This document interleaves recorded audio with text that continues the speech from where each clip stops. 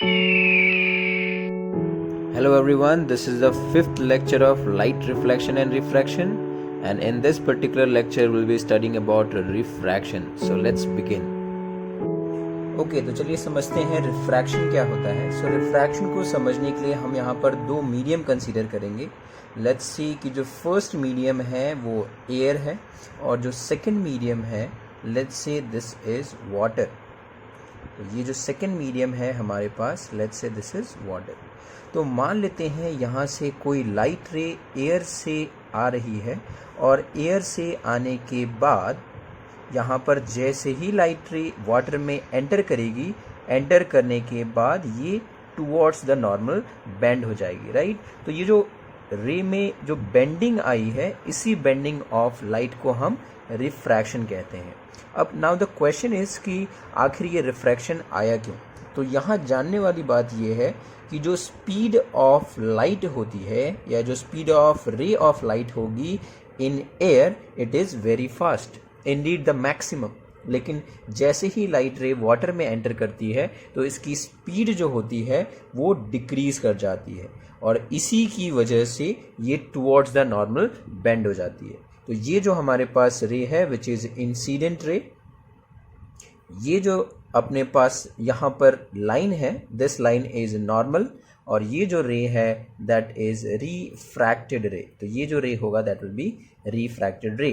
तो आखिर हम रिफ्रैक्शन को कैसे डिफाइन करेंगे. So refraction is defined as, और we can say it is a phenomenon of bending of ray of light, bending of ray of light when it travels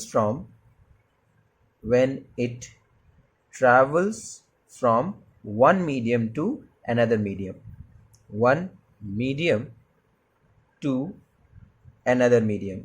इसका मतलब ये है कि ये एक प्रोसेस है जिस प्रोसेस में क्या होता है, बेंडिंग होती है. किसकी?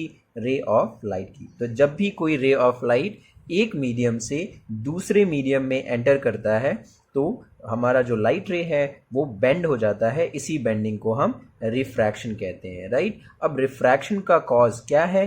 तो रिफ्रैक्शन का कॉज है चेंज इन मीडियम. अगर ये लाइट रे एयर में आ रही है और एयर में ही अगर जा रही होती तो वहाँ कोई रिफ्रैक्शन देखने को नहीं मिलता. तो रिफ्रैक्शन के लिए ज़रूरी है चेंज इन मीडियम, राइट. और इसी तरीके से जो ये एयर है that is nothing but a rare medium. यहाँ पर जो एयर है that is an example of a rare medium, और वाटर जो है दैट इज डेंसर मीडियम. तो जो नेक्स्ट जो हम टॉपिक कवर करेंगे वो करेंगे इस पर्टिकुलर रिफ्रैक्टेड रे के बारे में. दिस रिफ्रैक्टेड रे can either go towards the normal, normal की तरफ बेंड हो सकती है या नॉर्मल से अवे बेंड हो सकती है, depending upon the kind of medium, कि मीडियम किस तरह का है, ठीक है. So let us cover that. Now the question arises here कि आखिर टुवर्ड्स द नॉर्मल कब बेंड होगी और अवे फ्रॉम द नॉर्मल कब बेंड होगी. तो मान लेते हैं ये हमारा नॉर्मल है और इस केस में ये एक रेयरर मीडियम है और ये हमारा एक डेंसर मीडियम है. तो हमें ध्यान ये रखना है कि जब भी कोई लाइट रे एक रेयरर मीडियम से एक डेंसर मीडियम में एंटर करेगी तो डेंसर मीडियम में एंटर करने के बाद वो हमेशा टूवर्ड्स द नॉर्मल बेंड होगी, मतलब नॉर्मल की तरफ बेंड हो रही है, राइट. जो यहाँ पर रे आ रही है वो रे नॉर्मल की तरफ बेंड हो गई है. उसी तरीके से जो सेकंड एग्जांपल है, अगर यही लाइट रे डेंसर मीडियम से अगर रेयरर मीडियम में एंटर करेगी, रेयरर मीडियम में, तो ये लाइट रे जो है that will bend away from the normal as in case here, ठीक है. जैसे ये लाइट रे आ रही है तो सिंस ये डेंसर से रेयरर में एंटर करेगी इसीलिए अवे फ्रॉम द नॉर्मल चली जाएगी. ये जो लाइन है दैट इज आवर नॉर्मल. तो हमें बस ध्यान ये रखना है कि जब भी कोई light ray optically rare medium से डेंसर मीडियम में एंटर करेगी तो जो रे है वो टुवर्ड्स द नॉर्मल बेंड होगी, और जब भी कोई रे ऑफ लाइट एक डेंसर से रेयर मीडियम में एंटर करेगी तो वहाँ पर जो हमारी रे होगी that will bend away from the normal. ये जो लाइट रे है ये अवे चली गई है, राइट. सो आई होप कि आपको समझ में आया है कि टुवर्ड्स द नॉर्मल कब बेंड होगी और अवे फ्रॉम द नॉर्मल कब बेंड होगी, ठीक है. Now will talk about the various laws of refraction, ठीक है. हम यहाँ पर लॉज की बात करेंगे, तो let's start with that. So basically जो लॉज ऑफ रिफ्लेक्शन है, हमारे पास दो लॉज हैं, तो हम उन दोनों लॉज को एक एक करके समझेंगे। तो let us start with the first law, ठीक है। तो जो फर्स्ट लॉ है उसको समझने के लिए हम यहाँ पर एक एग्जांपल कंसीडर करेंगे। तो मान लेते हैं कोई इंसिडेंट रे यहाँ पर स्ट्राइक कर रहा है किसी सरफेस को। ये जो पॉइंट है, ये पॉइंट कहलाता है पॉइंट ऑफ इंसिडेंस। सो ये कहलाएगा पॉइंट ऑफ इंसिडेंस। और जैसे ही लाइट रे, मान लेते हैं ये हो गया नॉर्मल, राइट। और इस केस में हम मान ले रहे हैं कि ये जो मीडियम है दैट इज रेयर, और ये जो मीडियम है दैट इज डेंसर। तो जब भी इंसिडेंट रे रेयर से डेंसर में एंटर करेगी, so it will bend towards the normal, ठीक है। तो अब यहाँ पर दो जो पैरामीटर्स है जो हमें जानना है, that is angle of incidence and angle of refraction, ठीक है। तो ये जो एंगल होगा, angle of incidence, that is always between the incident ray and the normal. और ये जो एंगल ऑफ रिफ्रैक्शन होगा, ये होगा नॉर्मल और रिफ्रैक्टेड रे के बीच का। दिस इज द रिफ्रैक्टेड रे। तो अगर हमें ये दोनों टर्म्स पता है तो हम फर्स्ट लॉ को डिफाइन कर सकते हैं। तो जो फर्स्ट लॉ है वो ये कहता है, जो फर्स्ट लॉ है, इट स्टेट्स दैट कि जो भी रेशियो होगा sine of angle of incidence का और sine of angle of refraction का, यहाँ पर रेशियो है, किस किस का रेशियो है, एंगल ऑफ इंसिडेंस और एंगल ऑफ रिफ्रैक्शन का। लेकिन जो हमें ट्रिग्नोमेट्रिक कंपोनेंट लेना है वो लेना है sine. So the ratio of sine of angle of incidence to the sine of angle of refraction is a constant, और उसी कांस्टेंट को हम कहते हैं, ये जो कांस्टेंट है इसी कांस्टेंट को हम कहेंगे refractive index of the medium. So it is refractive index of the medium. तो यहाँ पर हमने एक नया टर्म सीखा है, दैट इज रिफ्रैक्टिव इंडेक्स, ठीक है। तो अभी हम बात करेंगे कि ये रिफ्रैक्टिव इंडेक्स होता क्या है। But the very first law ये कहता है that the ratio of sine of angle of incidence to the sine of angle of refraction is a constant, and that constant is known as the refractive index of the medium. First law को हम Snell's law के नाम से भी जानते हैं, तो first law को हम स्नेल्स लॉ भी कहते हैं, right. So next will talk about refractive index. Now refractive index को समझने के लिए हम फिर से वही एग्जांपल लेंगे जो थोड़ी देर पहले हमने लिया था।